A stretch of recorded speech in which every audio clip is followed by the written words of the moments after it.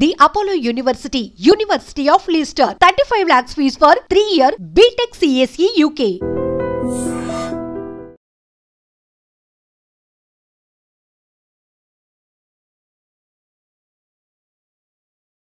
జీడిమెట్లలో అంజలి murder జరిగిన తీరు ఇప్పుడు అందరినీ కూడా కలిచివేస్తోంది. ఒక రకంగా వాళ్ళ చిన్న పాప ఏడుస్తున్నటువంటి తీరును చూసిన తర్వాత నిజంగా ఇంత దారుణంగా మనుషులు ఎట్లా తయారవుతున్నారు, కన్న తల్లుల్నే కూతుర్లు ఎట్లా చంపగలుగుతున్నారు, ఈ సంఘటనలో అసలు ఏం జరుగుంటుంది, ఇంత కసి పెంచుకోవడానికి రీజన్ ఏంది, పెద్ద కూతురు ఎందుకు ఇట్లా తల్లినే చంపేసింది అని అంటే ఒకటి ప్రేమ వ్యవహారం ఒకటి అన్నటువంటి మాట చెప్తున్నారు. ఇంకోటి ఏంటంటే ఇప్పుడు అంజలి ఎవరైతే ఉన్నారో, అంజలి ఎవరైతే చనిపోయారో ఆమెకి ఇప్పుడు 2 పెళ్ళిళ్ళు అనమాట. ఫస్ట్ మ్యారేజ్ జరిగినప్పుడు ఆమెకు మొదటి సంతానం ఎవరు అని అంటే ఇప్పుడు ఈ పెద్ద కూతురు చంపినటువంటి పెద్ద కూతురు. తర్వాత నెక్స్ట్ మ్యారేజ్ అయిన తర్వాత ఇప్పుడు చిన్న కూతురు ఎవరైతే రోధిస్తుందో వాళ్ళ అమ్మ మృతదేహం దగ్గర ఆమె సెకండ్ భర్తకు కలిగినటువంటి కూతురు అనమాట.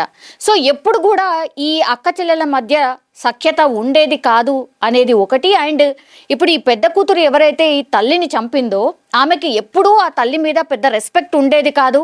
అట్లాగే ఆమె మీద చాలా కోపంగా ఉండేది. ఎందుకంటే ఆమె ఎక్కడో మనసులో పెట్టేసుకుందట, చాలా టైమ్స్ అనేదంట, ఆ చెల్లితోనే చెప్పేదంట, అమ్మ అంతు చూస్తాను నేను, ఎందుకంటే నా తండ్రిని పొట్టన పెట్టుకుంది కాబట్టి ఆమె తల్లే కాదు, ఆమె అసలు నన్ను ఎవరు అడగడానికి, నేనేం చేస్తే అసలు ఆమెకెందు అనే ధోరణిలో మాట్లాడేదట. అంటే చిన్న పాప చాలా విషయాలు ఆమె మాట్లాడుతుంది.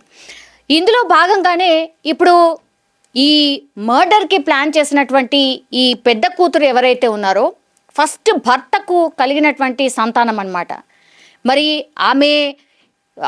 ఆమెకు పరిచయం అయింది ఇన్స్టాగ్రామ్లో. ఆ వ్యక్తి ఎవరైతే శివ అనే వ్యక్తి ఎవరైతే ఉన్నాడో ఆయన 8 నెలల క్రితం పరిచయం అయినటువంటి వ్యక్తి.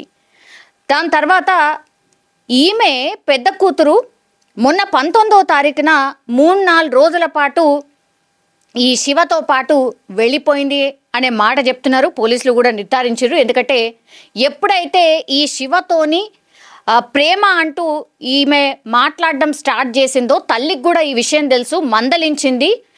మందలించడంతో అది నచ్చకనే శివతో పాటు మొన్న 19వ తారీఖున ఆమె వెళ్ళిపోయింది ఆ పిల్ల. సో వెంటనే తల్లి వెళ్ళి పోలీసులకు కంప్లైంట్ చేసింది. పోక్సో చట్టం కింద కేసు కూడా నమోదు చేసింది.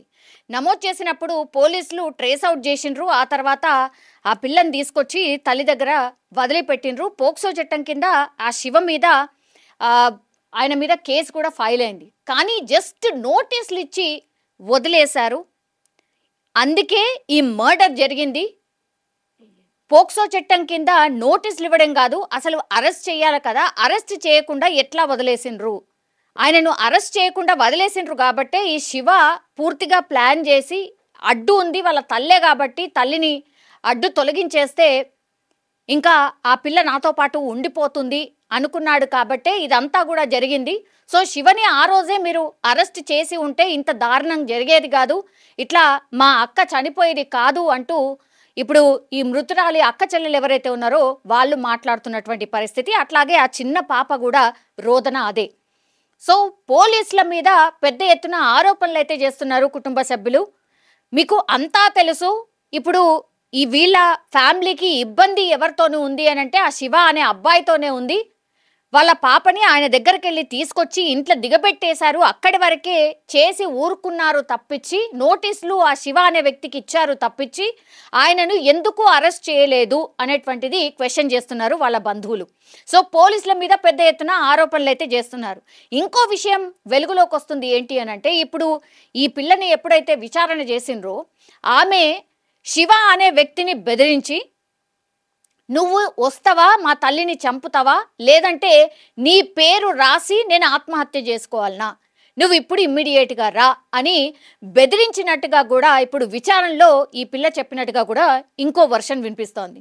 సో ఎంత దారుణం అంటే తల్లిని అడ్డు తొలగించుకోవాలి అని ఫిక్స్ అయింది కాబట్టే ఇదంతా కూడా పథకం ప్రకారం జరిగింది. ఎప్పుడైతే శివతోని పరిచయం ఏర్పడిందో అప్పుడే అనుకుంది ఖచ్చితంగా మా తల్లిని నేను చంపేసో లేకపోతే అడ్డు తొలగించుకున్న తర్వాతనే ఇది పాసిబుల్ అవుతుంది అనుకుంది. సో శివని ఒక ఆయుధంగా మలుచుకుంది. శివని ఆయుధంగా మలుచుకొనే మొత్తం ఈ పిల్లనే ఆ శివాని ట్రాప్ చేసి ఆ తర్వాత బెదిరించైనా సరే నా తల్లిని అడ్డు తొలగించుకోవాలని అనుకుంది కాబట్టి ఇదంతా చేసింది అని పోలీసుల విచారణలో చెప్పినట్టుగా కూడా వినిపిస్తోంది. సో ఈ పెద్ద కూతురు ఎవరైతే ఉన్నారో తల్లి మీద అత్యంత కోపంగా ఉంది. సో తల్లి మాట వినేది కాదు. 10వ తరగతి నువ్వు చదువుతున్నావమ్మా, నువ్వు చదువుకోవాలి కదా, నువ్వు చదువు మీద కాన్సన్ట్రేషన్ చెయ్యు, ఇవన్నీ ఏంటి అని మందలించినందుకు ఇంకా కోపం పెంచుకొని తల్లిని ఎట్లా అయినా చంపాలి అనుకుంది. కాబట్టే 3 రోజుల క్రితం శివతో పాటు ఉండి వెళ్ళి వచ్చిన తర్వాత ఇంకా ఫిక్స్ అయిపోయిందనమాట. ఇంకా లాభం లేదు, ఎట్లాగూ ఈ అంజలిని తన తల్లిని అడ్డు తొలగించుకోవాలనుకుంది. అందులో భాగంగానే శివని ఒక ఆయుధంగా మలుచుకుంది.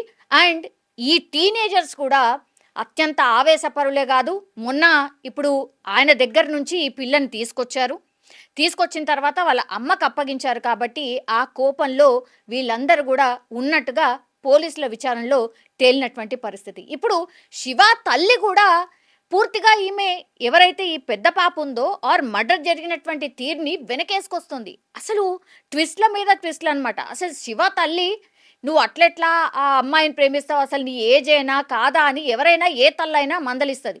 పూర్తిగా మర్డర్లో ఇన్వాల్వ్ అయినటువంటి కొడుకుని వెనకేసుకొస్తోంది. అట్లాగే ఈ పిల్ల ఎవరైతే అంజలిని మర్డర్ చేసిందో ఆమెను కూడా వెనకేసుకొస్తుంది. ఆమె ఒకటే చెప్తుంది, వీళ్ళు చేసింది కరెక్టే, అంజలిని చంపడం కరెక్టే, ఈ విషయాలన్నీ కూడా లోతుగా మీరు విచారణ చేస్తే ఈ పిల్లనే మీకు చెప్తుంది అన్నటువంటి మాట చెప్తోంది. మరి శివ తల్లికి ఎందుకు ఇంత కోపం అనేది అర్థం కానటువంటి అంశం. సో శివ తల్లి ఆర్ శివకు సంబంధించిన ఫ్యామిలీ అందరికీ కూడా తెలిసే ఇప్పుడు ఈ మర్డర్ అంతా ప్లాన్ జరిగిందా? ఇప్పుడు శివ వాళ్ళ తల్లిని కూడా వాళ్ళ కుటుంబాన్ని కూడా అదుపులోకి తీసుకొని విచారణ చెయ్యబోతున్నారా?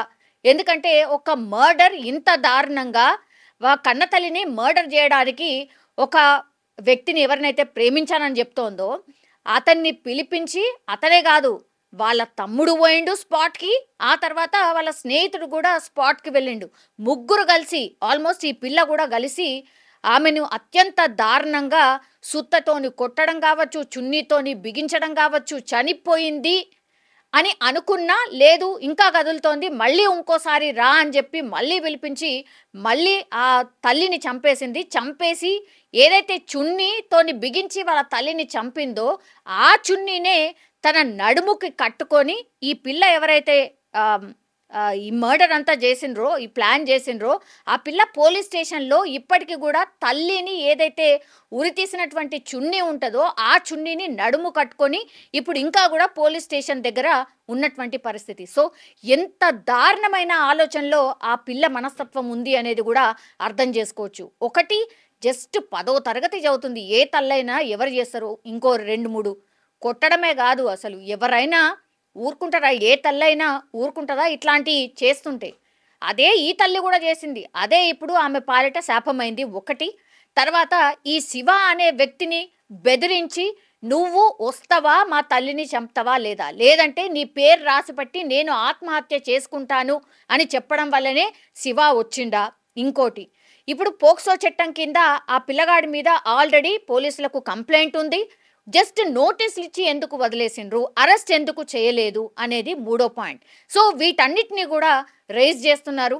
ఇంకా ఈ కేసు విచారణలో ఏమేం నిజాలు బయటకు వస్తాయి, మరి వీళ్లకు సహకరించింది ఇంకెవరైనా ఉన్నారా? ఎందుకంటే శివ తల్లే చెప్తోంది కరెక్టే చేసిండ్రు అని.